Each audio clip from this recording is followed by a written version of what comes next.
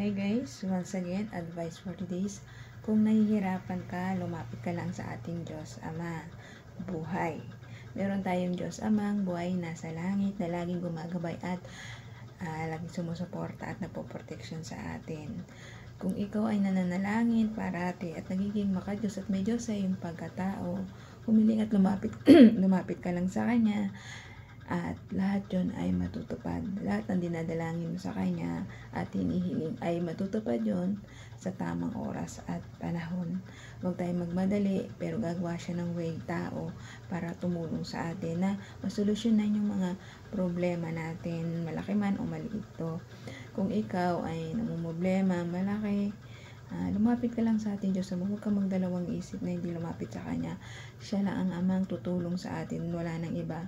Iwan tayo ng lahat, kalimutan tayo na lahat, siraan tayo na lahat, apakan tayo ng lahat, pero ang Diyos Ama mananatiling magmamahal sa atin magpakailanman.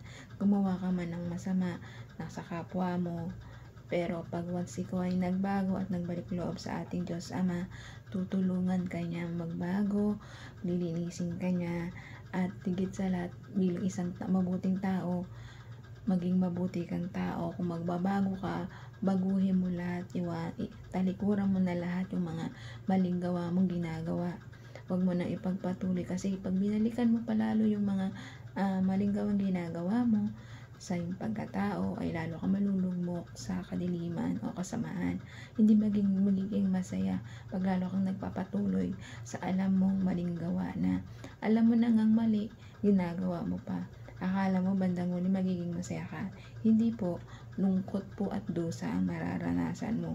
At higit sa lahat, masusunog pa yung kaluluwa mo sa impyerno. Pero kung magbabalik loob ka sa ating Ama, magbabago ka at tatalikuran mo lahat mga mali mong gawa, mag-tsak na tsak, maliligtas na ang kaluluwa mo, makakasama mo pa ang ating Diyos Amang buhay doon sa paraiso sa langit. Nasama-sama tayong magkakasama. Tayo mga mabubuting tao na alam natin na tayo lang ang makakasama ng ating Diyos Ama sa langit, dahil tayo lang nagtutulungan, nagmamahal at nagbibigayan dito sa ibabaw ng mundo.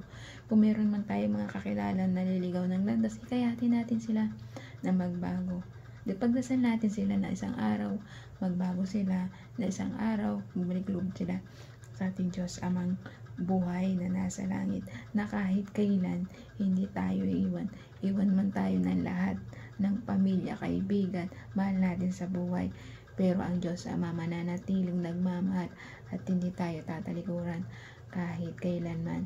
Siya lang ang magmamahal sa atin at tutulong sa oras ng kagipitan na tayo gipit na at wala na tayong matakbuhan, dahil ang Diyos Ama lang ang siyang provider natin, pagligtas natin at nagmamahal sa atin, at kahit kailan hindi nangiiwan.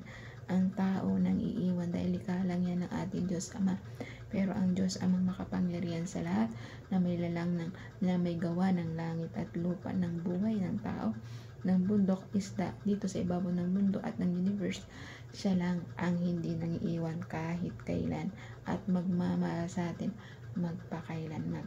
Kaya ngayon, lumapit ka na sa Kanya at humiling kung anong gusto mo mangyari sa buhay mo at pinaplano mo sa buhay. Manalig at manampalataya ka lang sa ating Diyos Ama, tsak na siya ay dalapit sa iyo at tutulong sa oras ng pagbibigan. Kaya hanggang dito na lang ang advice. Ingat po tayong lahat, and God bless.